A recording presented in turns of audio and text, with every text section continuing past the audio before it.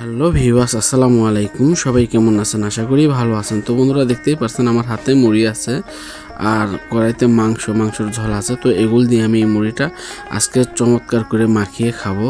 তো আমার কাছে মুড়ি আর মাংসর ঝোল দিয়ে মাখিয়ে খেতে খুবই ভালো লাগে। তো ভাবলাম অনেকদিন পরে আজকে আমি মুড়ি আর মাংসর ঝোলটা মাখিয়ে খাবো। তো অবশ্যই এখনও আমাদের চ্যানেলটা যারা লাইক করেন নাই, লাইক দিয়ে সাবস্ক্রাইব করে আমাদের পাশে থাকবেন। সবাই সুস্থ থাকবেন, ভালো থাকবেন আর আমার ভিডিওটা না টেনে দেখতে থাকুন।